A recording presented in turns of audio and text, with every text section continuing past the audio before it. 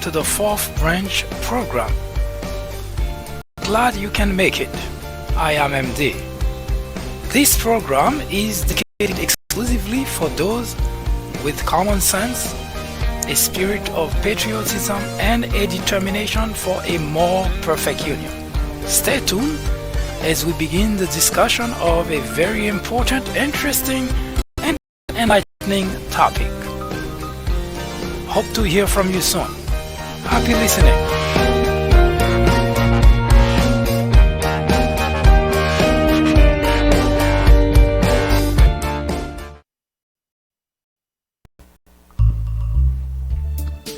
Hello everyone, I am MD and this is the fourth branch program, the place for common sense.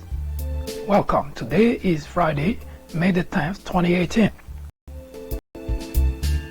For the past few weeks we've been featuring candidates vying for the office of the presidency in the 2020 presidential election. Today, short break from that to talk about two very important matters. One, we will continue the reading of the Mueller report right here on the fourth branch. As we mentioned before, we will read each day a couple of pages exactly as it is written on the redacted report. Today we will also take a look at what has been, I consider, a grave danger that's been brewing under the surface, but nobody seems to pay attention to because, well, we'll explain shortly.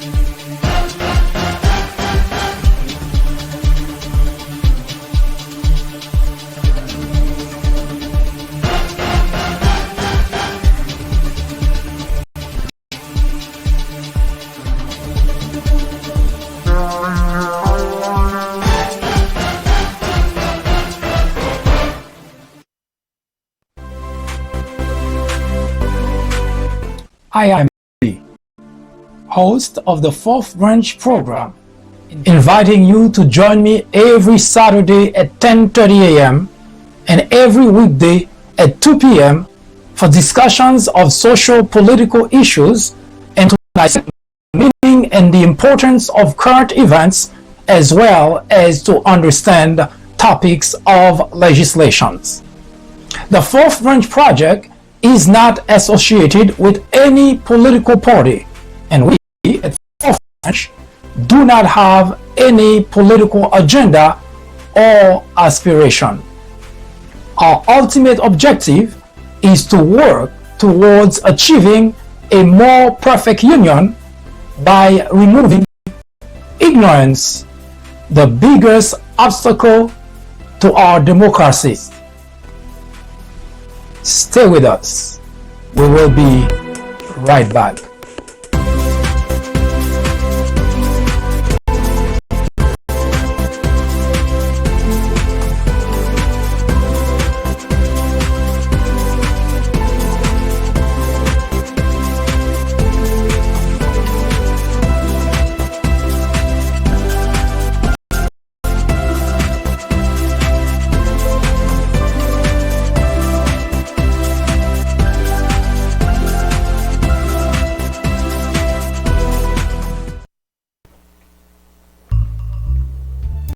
James Baldwin said that ignorance allied with power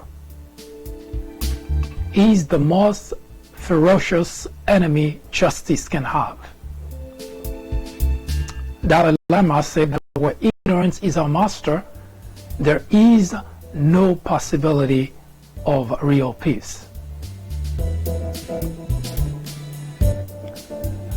For the past 2 days, I've been reading with a lot of attention the tweets by two very specific individuals, Jim Jordan, Mark Meadows. They both congressmen, Republican congressmen.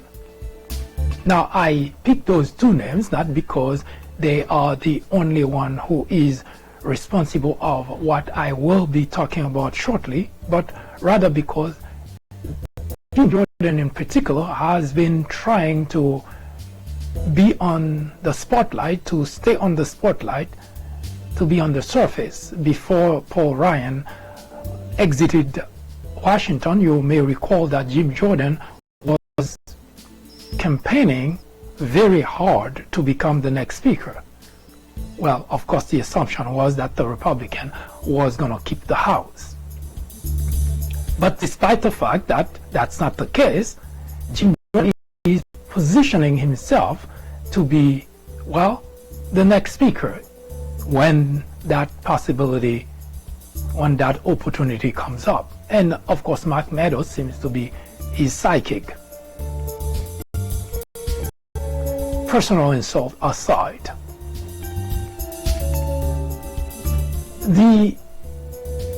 there are two important points that I want to make about what has been going on in the country. Now, we always talk about big divide in the United States of America, Democrats versus Republicans. Now, a country such as the United States, there is no way in the world that there will ever be complete agreement or unity. And of course, having two major political parties do not help either. The United States is a very diverse country with people from all over the world, different culture, different level of understanding, different level of education, and so on. But that's not really the problem that puts the country in the predicament it's in. And I have to quickly also mention that Donald Trump did not do that either. He certainly did not. He certainly doesn't help, and he certainly has exacerbated the situation, but Donald Trump cannot be held responsible for the state of affairs in the country.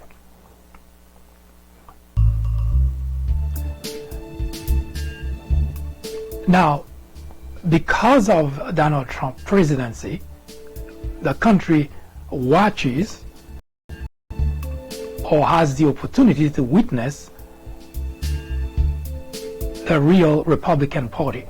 Now, I heard a lot of members in the media mention that the Republican Party has become the Donald Trump Party, as if Donald Trump is such a great man, is such a powerful man. He has managed to convert all the Republicans, constituent and the legislature alike to be around him. Far from it. The legislators in Washington, Republican legislators, have always been what you're currently observing. What Donald Trump has done is to help expose them for whom they really are. They were never any different. I can give you a couple of examples just so that I can make the point in order to move with the discussion. They always claim to be fiscally conservative. Now, what we've been watching the Republican in that aspect, and we know there is no such thing.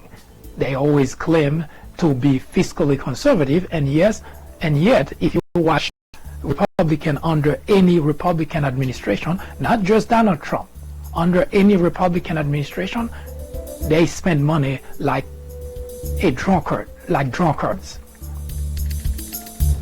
they claim to be family values, to be Christian, and so on and so forth. And you can go down the list and you will find that those are labels that Republicans like to claim, but they do not live by the principles of those labels. So Donald Trump is not responsible for any of that. He simply magnifies it so that we in the country can see clearly that the Republicans are just a bunch of people who like to claim label, but they are not who they are. That's both constituent and legislators alike. Now,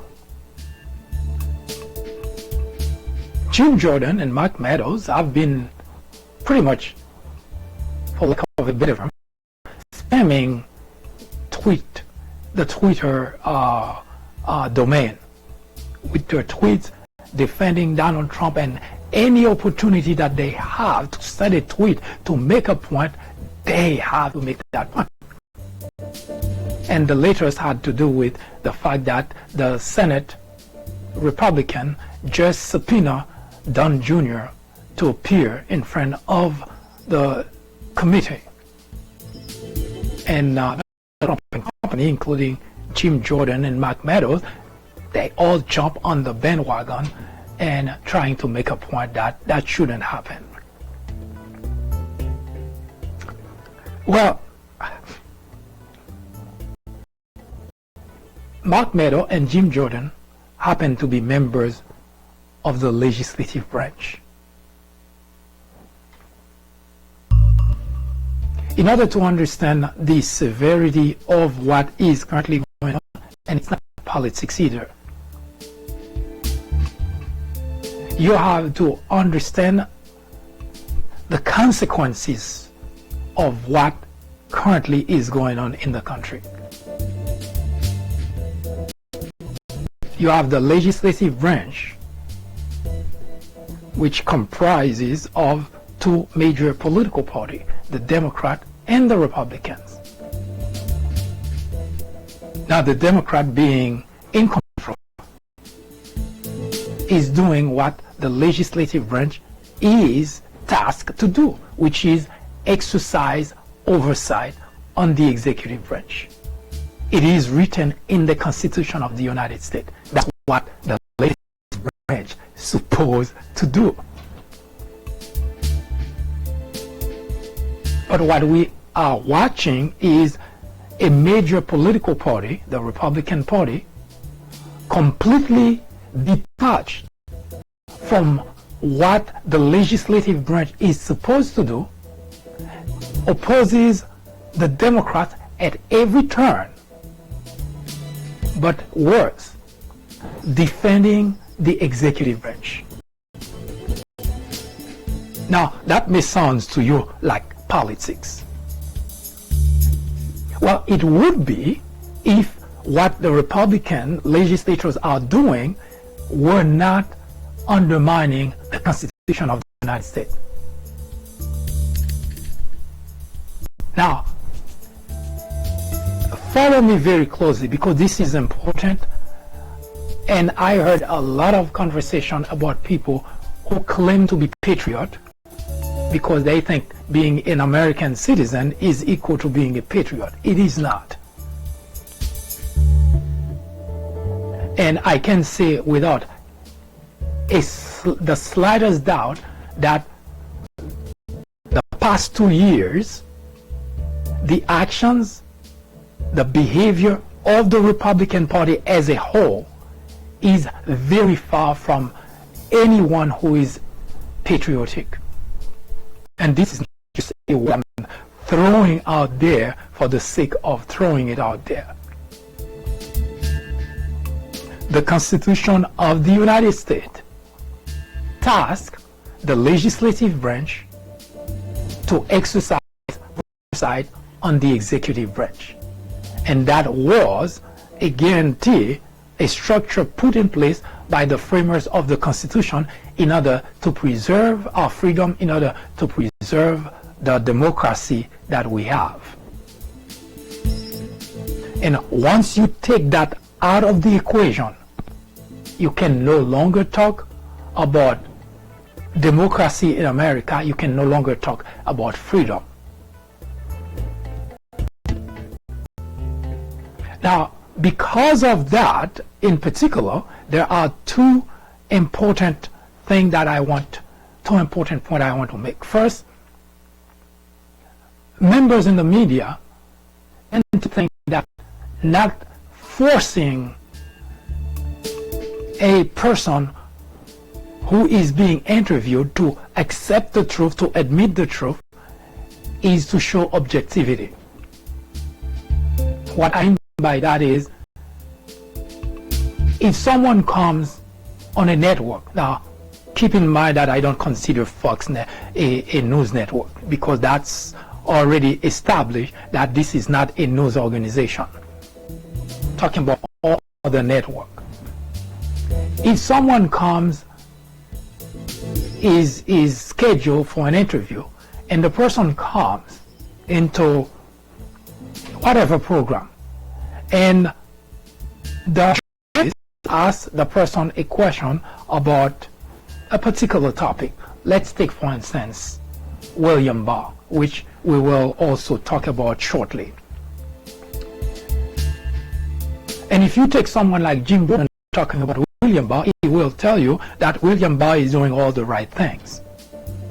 Now, if you take that individual, Jim Jordan, and you have that conversation as a journalist, and Jim Jordan answer you that way, and you leave it there and move on to the next question, you're doing a disservice to journalism, you're doing a disservice to the audience, to your viewers, and you're doing a disservice to the country. Because not exposing Jim Jordan for giving the wrong answer is detrimental to our nation, because the viewers, you leave the viewers to try to figure out, okay, what is it? Is he telling the truth or is he not? The job of a journalist is to protect your audience, to protect your viewers. When someone comes and give the wrong answer, and that's also your job to do your research before doing an interview. Because if you just there talking because you have a microphone and your program comes on and you have someone that you just talk to and the person give whatever answer, and then you're doing a great disservice to journalism, and even a bigger great disservice to your viewers, because the viewers rely on individuals who are supposed to be their ears and their ears and their legs to find where the truth is. So not pushing against someone who lies to your audience, you become as much an accomplice as the individual who lies to the audience. Pushing is not against journalism, as long as you have a specific standard where anyone, no matter which political party the individual belongs to, if you interview that person and the person either is not truthful or is giving half a truth or is lying, this is your job to push back and expose that person so that your audience knows that individual just lies. When you don't do that, you're not doing journalism, and you're not being objective just because you don't push back. And pushing back doesn't make you any less objective, because that's the job of a journalist, to make certain you expose liars, you expose individuals, elected officials that are going around lying to their constituent. That's the job of a journalist. If you're not doing that, yes, you may be considered as someone, well, people revere because just, well, you're not doing the job. A journalist is not in the job to be liked. If you take your job seriously, it becomes your responsibility to protect your viewers from people who lie, from individuals who lie, not just when the individual walk away and you making comment about the individual's statement. That is your job, to push back while you're interviewing the individual when that individual lies. That's one. The second problem is the fact that calling an individual on what his or her job is a good thing, not only for journalism but also for the United States of America. Because if your job is not to protect your audience from individuals who lies, then what exactly is your job as a journalist?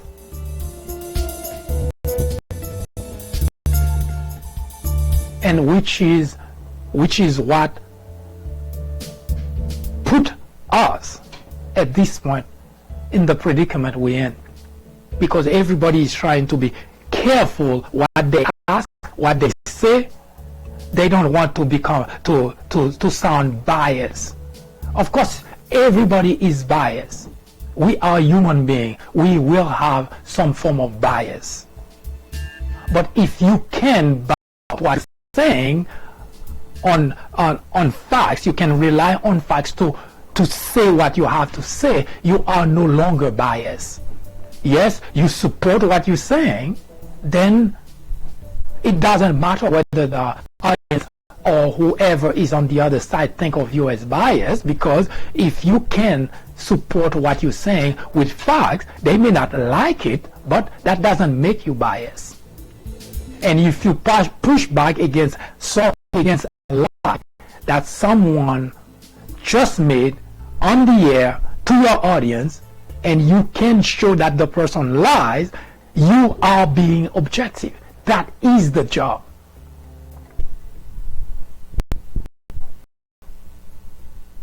To pretend not because you don't push, you being objective, that's not the definition of objectivity. Now,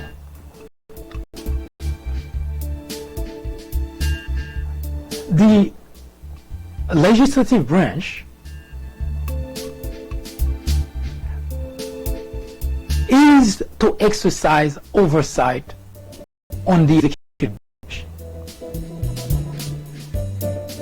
Since Donald Trump has been president, the idea of oversight by the Republican legislators is non-existent. We know that. We've watched it. Them doing absolutely nothing. And now that the Democrats are doing it, they're now going against the Democrat. We're talking about legislators. Now, why is that important? Now, here is an important piece of history to give you so that you can understand when Republicans position themselves, they have done for the past 2 years.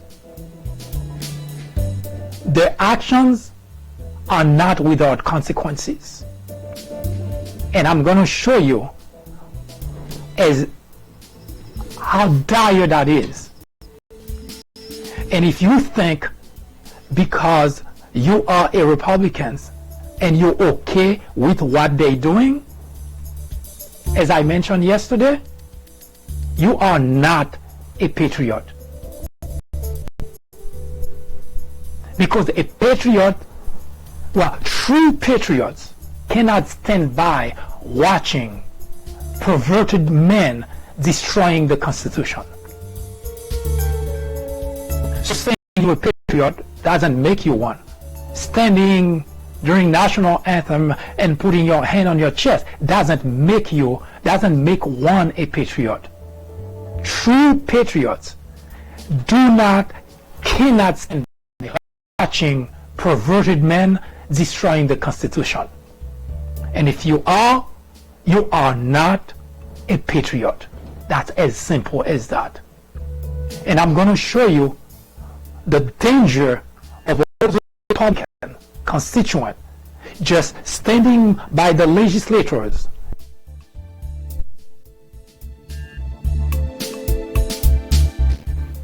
And I'm going to show you how the consequences of doing such, that you may not live long enough to see the problem, but your children, your grandchildren will certainly pay the consequences. So you have every incentive, however much you like the Republicans, however much you support Donald Trump, you owe it to your children, to your grandchildren, to call the Republicans to do the job for which they were elected as legislators, which is to exercise oversight on the executive branch.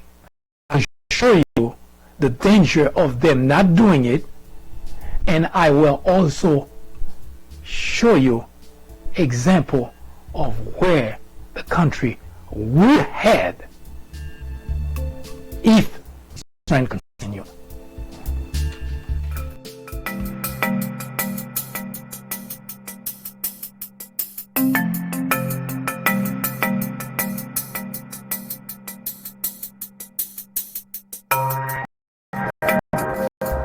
As it is probably or should be obvious at this point, the 2020 presidential election, we cannot just see it as just another presidential election, because the soul of the country is in the balance. For the first time in the history of the United States of America, we have an individual in the Oval Office whose words mean absolutely nothing.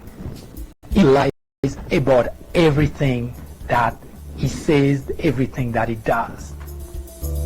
And he gets everyone around him to lie. Everyone who works for the Trump administration lies about everything. That is unprecedented. And Trump himself, he just cannot not lie. But that's not the biggest problem. Is the fact that all those individuals who supported him, who voted for him, continue to listen to an individual whose words are the words of the devil, literally speaking. Isn't the Bible telling us that the devil is a liar? I even wonder sometimes if the devil lies as much as Donald Trump does.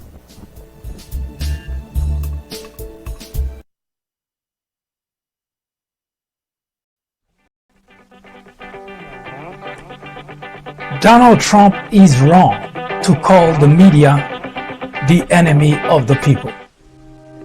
Throughout history, dictators, authoritarians have always tried to delegitimize the media in order to get away with corruption, scandal, and yes, even abuse. Adolf Hitler did exactly the same thing in 1933, accusing the media of fabrication. Journalists are not in the business of fairness. Our only business, is to be objective. It is our duty to hold Trump and every administration accountable. Today, it is urgent. It is necessary.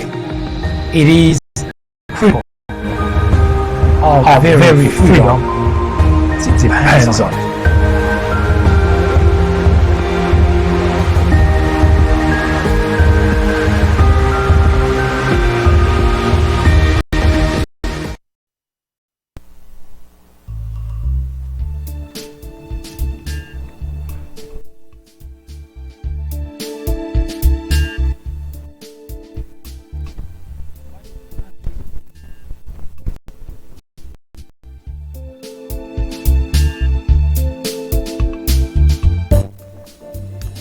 In Washington, there is a certain history there is a certain history in the world. You see, in 1933,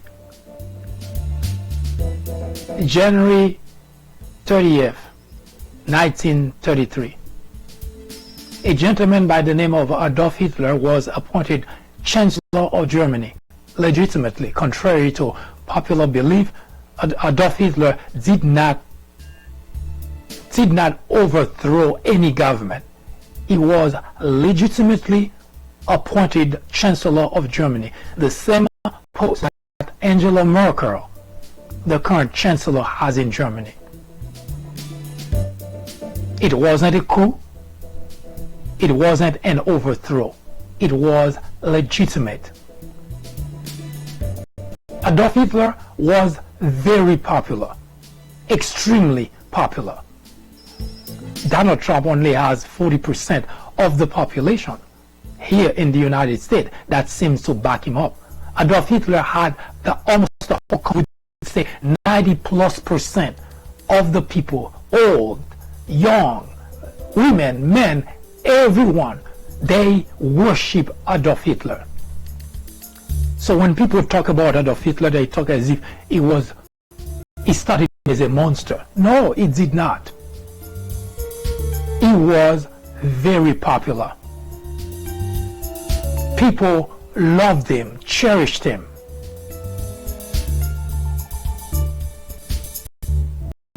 In 1933, after being appointed as Chancellor of Germany,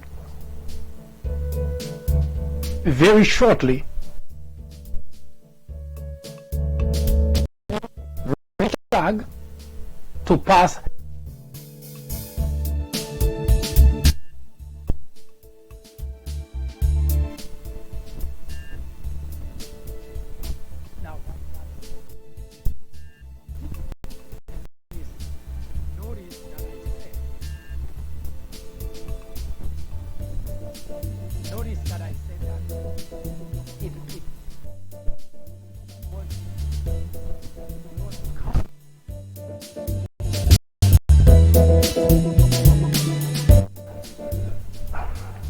Reichstag and Reichsrat are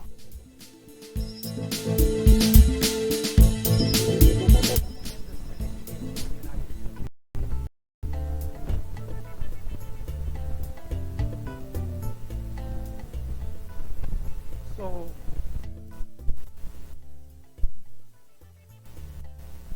he wasn't going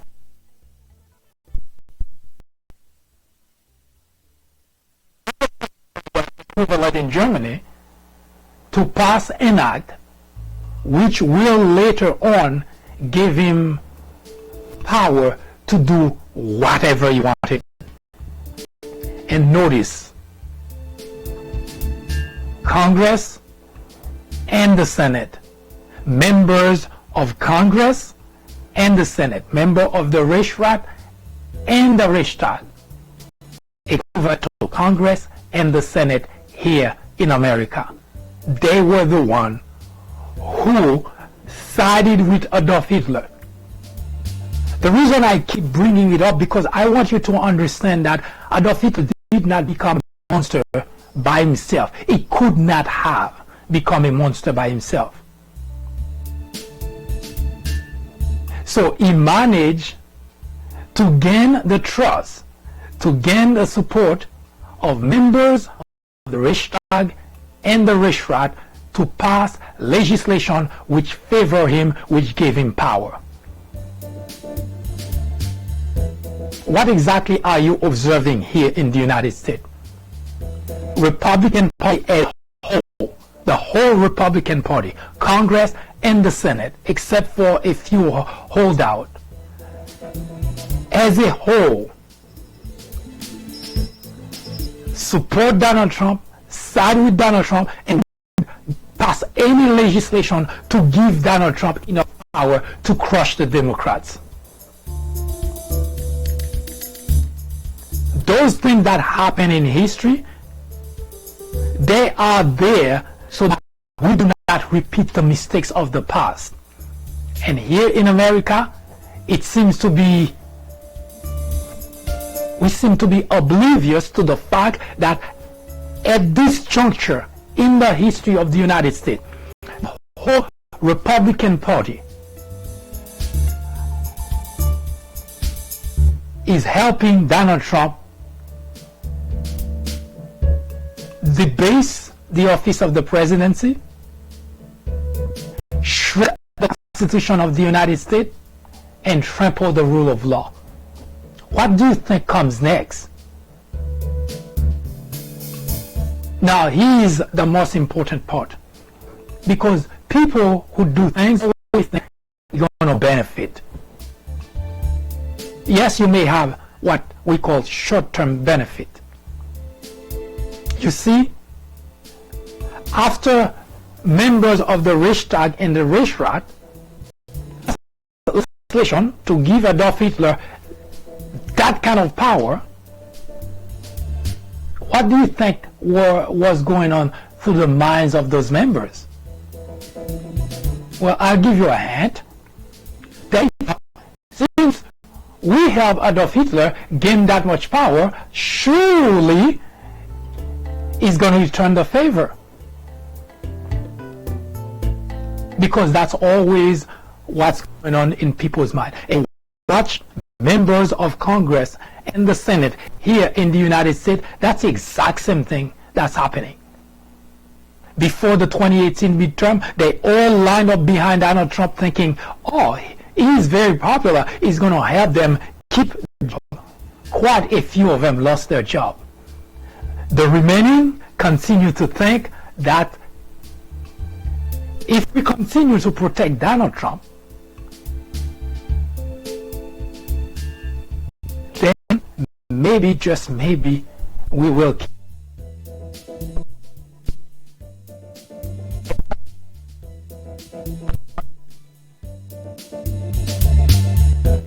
Now, if that would not have undermined our Constitution, I wouldn't care less.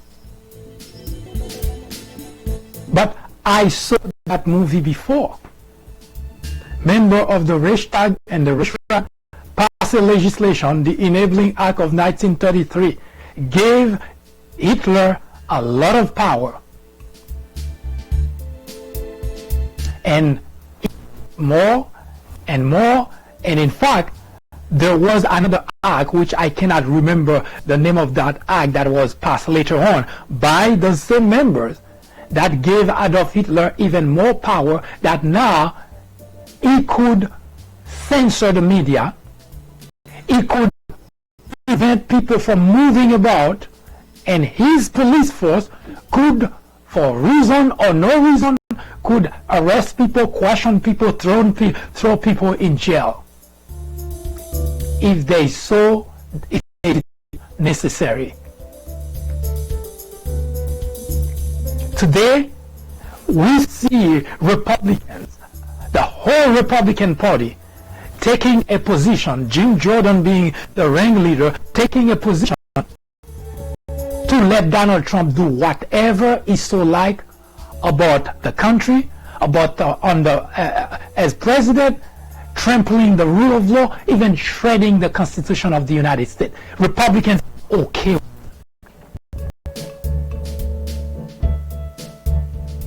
And they think if Donald Trump were to become a monster, they're gonna be spared. They think they would be spared. That's not the way it works. When Adolf Hitler was given enough power, at some point he has plenary power, literally speaking, meaning no one could question what he did. And that was given to him by Congress and the Senate. Adolf Hitler did not take that power. Members of the Congress and the Senate in Germany, Reichstag and Reichsrat, gave Adolf Hitler that kind of power. And we see the movie evolving right under our nose here in the United States of America. And he is a gentleman who is supposed to uphold the law, who is supposed to make certain that everyone lives by the law, he is the one breaking the law to give Donald Trump whatever, to let Donald Trump do whatever he so wants. Yes, we are suing the movie.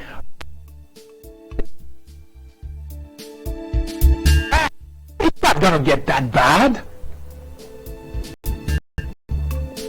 Adolf Hitler was appointed Chancellor of Germany in 1933, January 30th, 1933. By July of 1934, Adolf Hitler had already consolidated all the power he needed with the help of Congress and the Senate. Yes, when people were talking about Adolf Hitler, they thought of a dictator that just happened to overthrow a government and then he became a dictator. No, that's not the way it happened. He legitimately became Chancellor of Germany, January 30th, 1933. He was charismatic. He was a very charismatic guy, charming, that he managed to get the German Congress and the Senate, Reichstag and Reichsrat, to pass legislation that gave him power. Adolf Hitler did not take power on his own. Here in the United States, we're seeing the same movie happening. Congress, Republican Congress and the Senate simply say to Donald Trump, you can do whatever you want. There is no more oversight. In fact, Democrats are trying to do oversight. Republicans are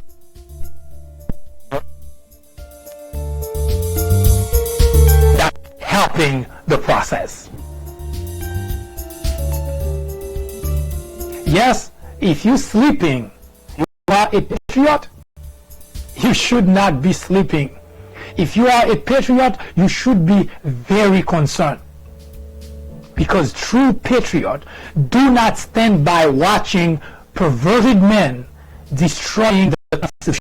And that's what Republican legislators, senators, and congressmen are currently doing right now in the United States of America, assisted by the Attorney General. This is not politics.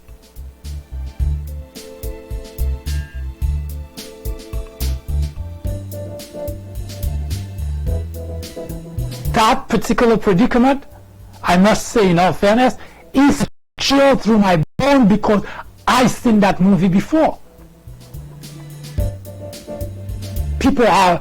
Most people have this vague idea about Adolf Hitler being a monster. He caused World War II, but nobody really cares. It's world history, it's a German history, so American would not really care much about the detail, but the detail of Adolf Hitler is right here in America today under the presidency of Donald Trump. Donald Trump could not possibly have done what he has done but for the complicity of the Republican legislature in Washington. And now, assisted by the Attorney General, that makes it even more possible for him to get as much power as possible to do whatever he so like. And if you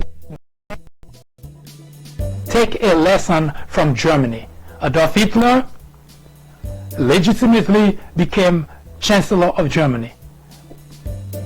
And he works his way to get members of the legislative branch, Reichstag and Reichsrat, Congress and the Senate, to side with him, to support him, to defend him, and to pass legislation that benefited him and give him more power. That's exactly the same thing we're seeing here in the United States of America. Republicans overwhelmingly just doing the bidding of Donald Trump, defending Donald Trump, shielding Donald Trump, arguing on behalf of Donald Trump. The legislative branch is supposed to exercise oversight on the executive branch. The Department of Justice is supposed to enforce laws. Instead, we're seeing those two groups lining up behind Donald Trump in order to give him as much power, as much flexibility as he wants to take. True patriots do not stand by watching perverted men destroying the Constitution. And that's exactly what the Republican Party as a whole is doing. And if you are a patriot, you cannot just be okay with that, no matter what political party you belong to.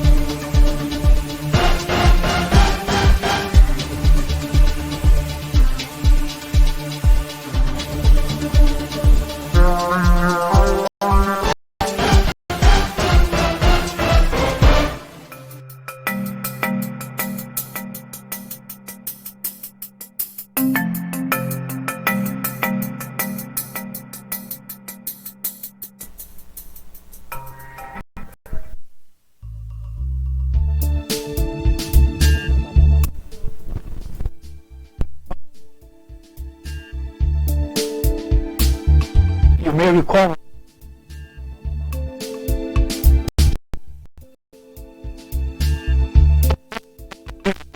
a read of what's in the report, and you can hear for yourself, because all we do is read the report. We do not add or subtract from the report. Of course, where there's a reduction, well, we cannot read. We will tell you there is a reduction of a paragraph, a page, or whatever that is. But this is for the benefit, for your benefit.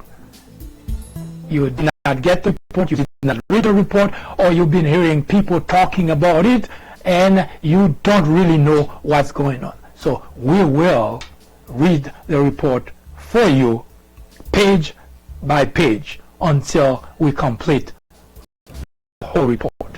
You are on the Fourth Branch program, the place for common sense.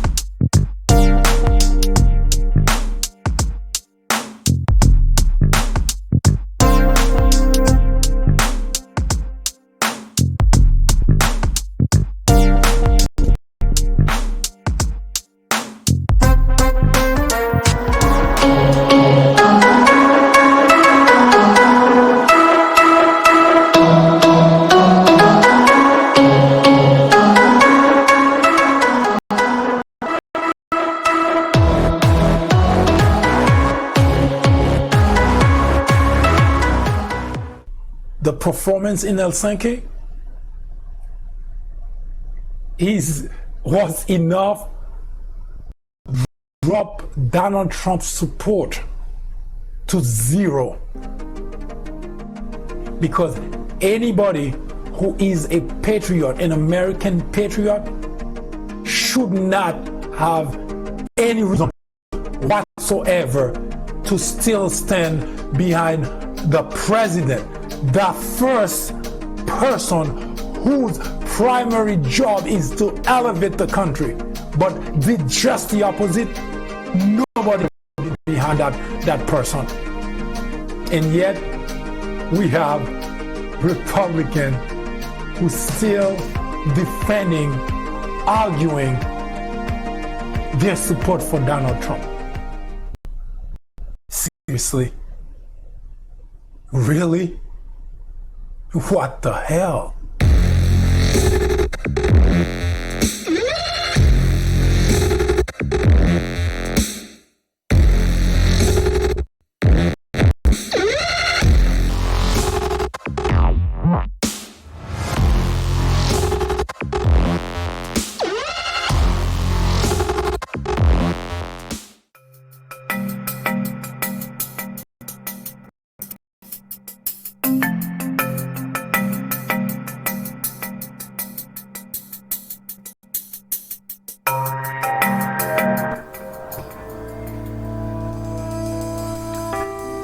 So what is the report?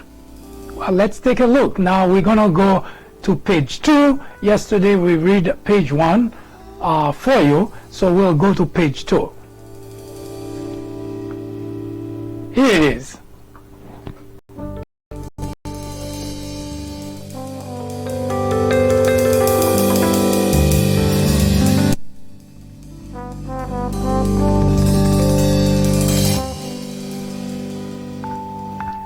Below, we describe the evidentiary consideration underpinning statements about the result of our investigation and the special counsel charging decision,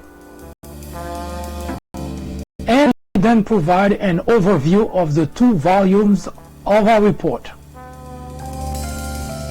The report describes actions and events that the special counsel's office found to be supported by the evidence collected in the investigation. In some instances, the report points out the absence of or conviction in the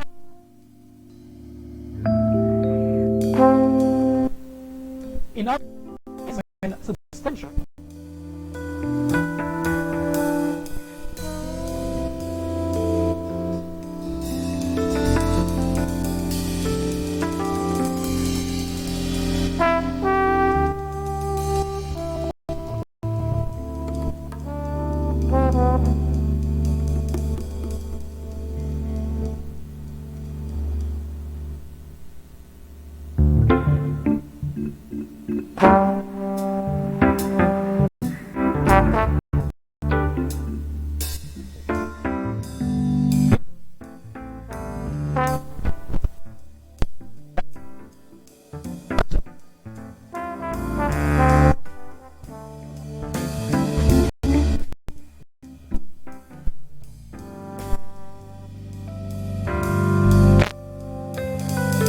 Collective actions of multiple individuals constituted a crime,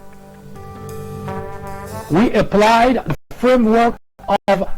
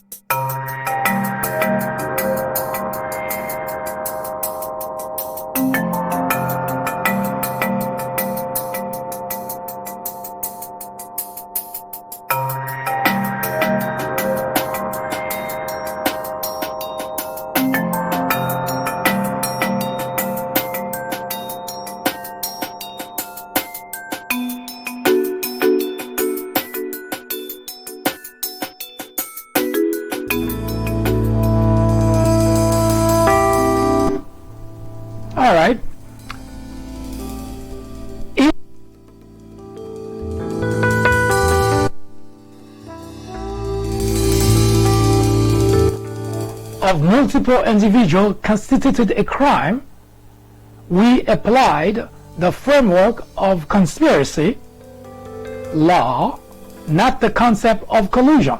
In so doing, the office recognized that the word collude was used in communication with the acting Attorney General confirming certain aspects of the investigation scope, and that the term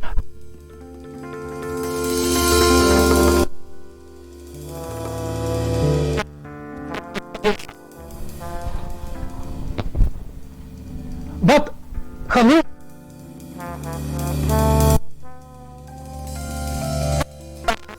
in the United States Code, nor is it a term of art in federal criminal law. For those reasons, the office's focus in analyzing questions of joint criminal liability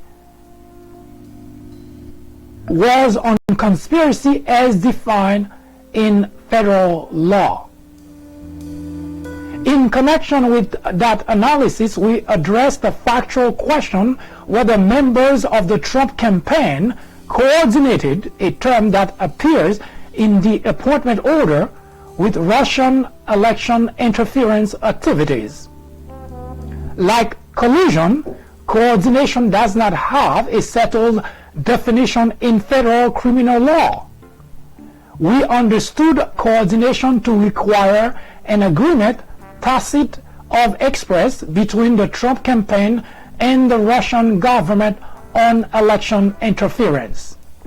That requires more than the two parties taking action that were informed by or responsive to other action or interest.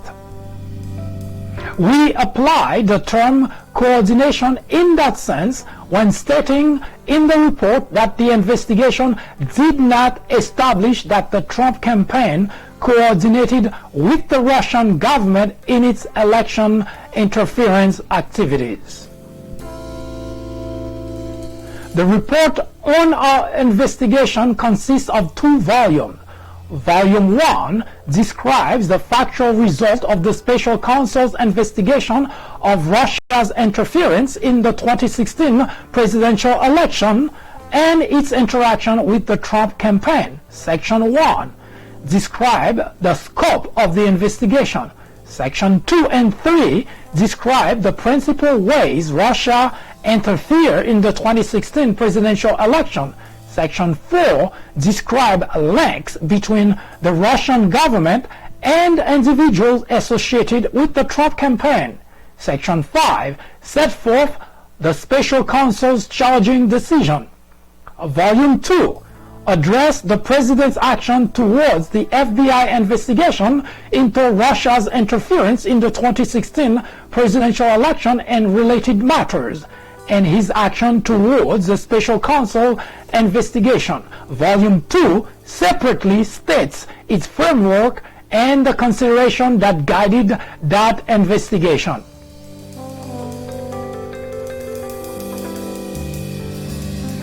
Now we adding to the executive summary to Volume 1. Russian social media campaign. The Internet Research Agency, IRA, carried out the earliest Russian interference operation by the investigation, a social media campaign designed to provoke and amplify political and social discord in the United States. The IRA was based in St. Petersburg, Russia, and received funding from Russian oligarch Yevgeny Prigozhin and companies he controlled. Prigozhin is widely reported to have ties to Russian President Vladimir Putin. The rest of this paragraph has been blocked. Now, paragraph 2. In mid-2014,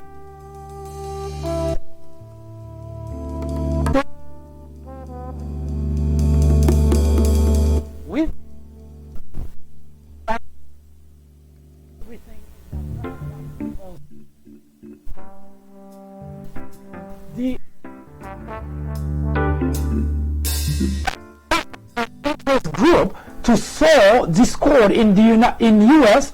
political system through what it terms information warfare. The campaign evolved from a generalized program designed in 2014 and 2015 to undermine the U.S. electoral system to a targeted operation that by early 2016 favored candidate Trump and disparaged candidate Clinton. The IRA's operation also included the purchase of political advertisements on social media in the name of U.S. persons and entities, as well as the staging of political rallies inside the United States. To organize those rallies, the IRA employees posed as U.S. grassroots entities and persons and made contact with Trump supporters and Trump campaign officials in the United States. The investigation did not identify evidence that any person conspired or coordinated with the IRA.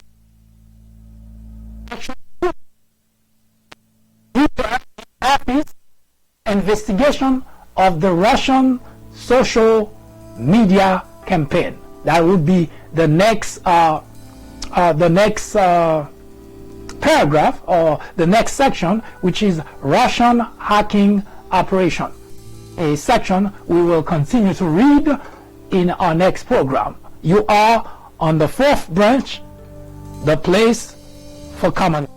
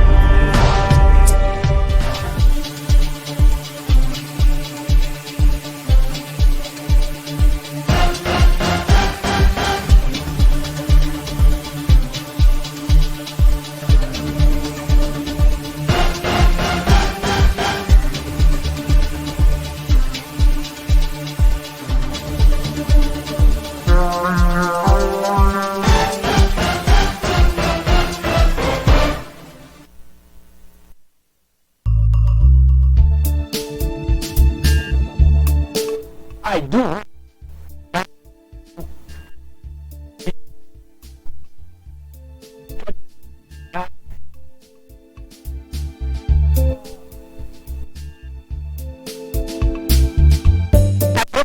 That was of some use to you. If not, well, you already know what to do.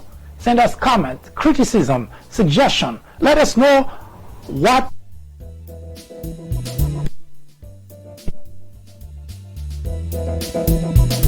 talk about. No, we will research it, we will debate it right here. Comment. Hope a wonderful afternoon.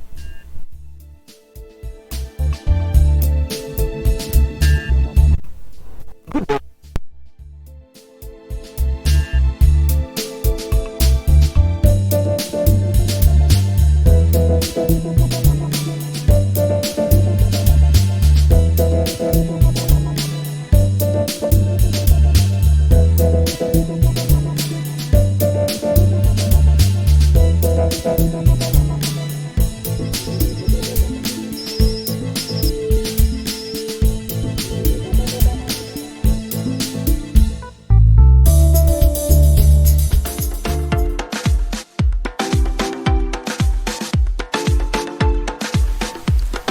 The Fourth Branch Podcast is brought to you in collaboration with the People Branch publication, which can be found on the People Branch website located at peoplebranch.org. That's peoplebranch.org. That's peoplebranch.org website, in which you will find a number of very interesting articles.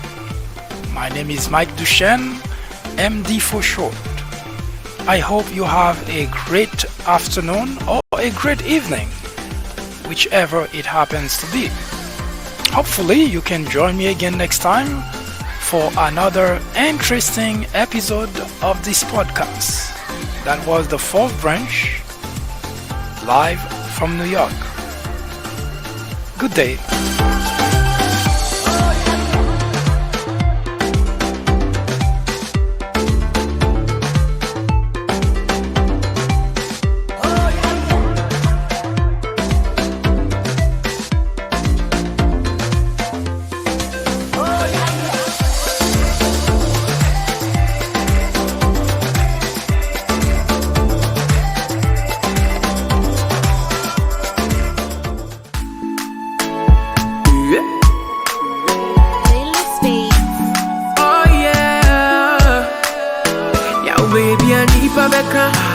My God be my provider, He be my protector. So far they go higher. Yo baby, I need Pabeka. My God be my provider, He be my protector. So far they go higher. Oh yeah, me nyawo biampo boni. I don't do them anything. People say me another day. If you wish me well, I wish you well. Me nyawo biampo boni. I don't do them anything. People say me another day. If you wish me well, I wish you well. Eba, eba, I still dey fight for the paper. Of me now, no be later. No be later. Eba, eba, I still dey fight for the paper. Of me now, no be later. Yeah. Nana nyami kebi mama, kebi mama, kebi mama, kebi mama, kebi mama, kebi mama. Nana nyami be kebi mama, kebi mama. Nana nyami kebi mama, kebi mama, kebi mama, kebi mama, kebi mama, kebi mama. Nana nyami be kebi mama. Yeah. Me nyawo biampo boni. I don't do them anything. People say me another day. If you wish me well, I wish you well. Me nyawo biampo boni. I don't do them anything. People say me another day. If you wish me well, I wish you well. You munyai. Buti Mickey coming home, say my Siba record with a stolen mic. Ubi see my phone coming, I can see an atomic pie. Ubi banya machine, I'm destroy the soul inside. My baby, I'm on a monkai. Shame on you, I pray my God go favor you. What will they do? Be deja vu. Omunya and kefie dedu. Shame on you, I pray my God go favor you. What will they do? Be deja vu. Omunya and kefie dedu. Nana nyami kebi mama, kebi mama, kebi mama, kebi mama, kebi mama, kebi mama. Nana nyami be kebi mama, kebi mama. Nana nyami kebi mama, kebi mama, kebi mama, kebi mama, kebi mama, kebi mama. Nana nyami be kebi mama. Yeah. Me nyawo biampo boni. I don't do them anything. People say me another day. If you wish me well, I wish you well. Me nyawo biampo boni. I don't do them anything. People say me another day. If you wish me well, I wish you well. Eba, eba, I still dey fight for the paper. Of me now, no be later. No be later. Eba, eba, I still dey fight for the paper. Of me now, no be later. Yeah.